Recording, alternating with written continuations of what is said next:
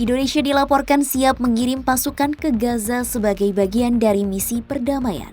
Media Israel Kan dan The Jerusalem Post melaporkan persiapan pengiriman pasukan Indonesia ke Gaza Selasa 10 Februari 2026.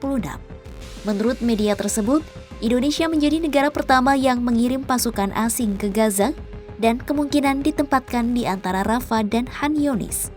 Selain Indonesia, sejumlah negara lain yang disebut-sebut akan bergabung dengan pasukan stabilisasi adalah Uni Emirat Arab, Mesir, Italia, Azerbaijan, Pakistan, Qatar, dan Turki.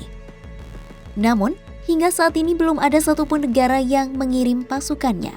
Melansir kompas.id, pengiriman pasukan disebut akan dilakukan setelah pertemuan perdana Dewan Perdamaian pada 19 Februari 2026 di Washington DC. Presiden Prabowo dinyatakan telah menerima undangan ke pertemuan Dewan Bentukan Presiden Amerika Serikat Donald Trump itu. Tetapi, belum tahu pasti apakah Prabowo akan hadir atau tidak dalam pertemuan perdana tersebut.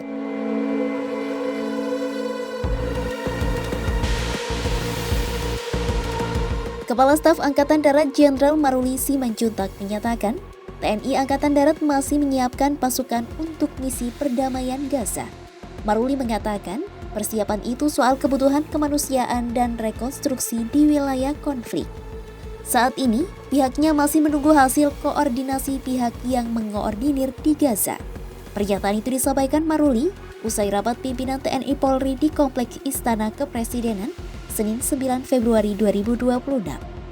Itu kan masih terus berjalan ya, jadi kan kami menunggu dari hasil koordinasi ke yang mengkoordinir di Gaza, nanti ke Mabes TNI nanti ke Mabesat memerlukan personil yang berkarakter apa, nanti kami siapkan. Gitu.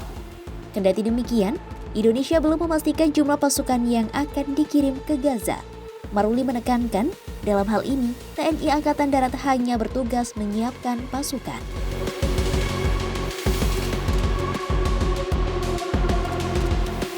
Di saat yang sama, Indonesia juga ikut mengecam keras langkah Israel memperluas pendudukan di tepi barat.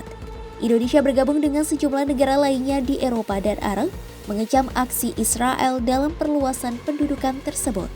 PBB pun turut menyerukan agar Israel membatalkan aksinya tersebut.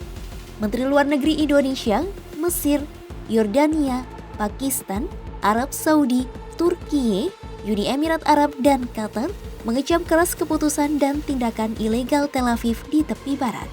Tindakan itu dinilai bertujuan memaksakan kedaulatan Israel yang melanggar hukum, memperkuat aktivitas permukiman dan memberlakukan realitas hukum dan administratif baru di tepi barat yang diduduki. Pemaksaan tersebut mempercepat upaya aneksasi ilegal dan pengusiran rakyat Palestina. Dalam pernyataan bersama, para menteri memperingatkan kebijakan ekspansionis Israel yang berkelanjutan dan ilegal tersebut.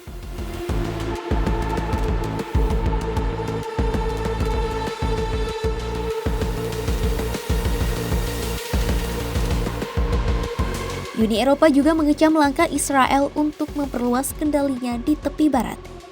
Juru bicara Uni Eropa Anouar El Anaouni mengatakan, tindakan Israel sebagai langkah ke arah yang salah di tengah upaya komunitas internasional untuk menerapkan fase kedua dari rencana komprehensif untuk Gaza. Menurutnya, aneksasi itu merupakan tindakan ilegal menurut hukum internasional. Dari itu, setiap langkah konkret yang mengarah ke sana akan dianggap sebagai pelanggaran hukum internasional. El Anaouni menegaskan komitmen Uni Eropa terhadap perdamaian yang langgeng dan berkelanjutan berdasarkan solusi dua negara. Ia menyebut, keputusan Israel juga akan membahayakan situs-situs keamanan di tepi barat. Sebelumnya, Kabinet Keamanan Israel telah menyetujui langkah-langkah administratif dan penegakan hukum di tepi barat.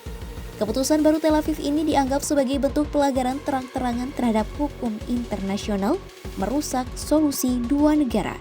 Keputusan tersebut juga dianggap serangan terhadap hak yang tidak bisa dicabut dari rakyat Palestina untuk mewujudkan negara merdeka dan berdaulat mereka.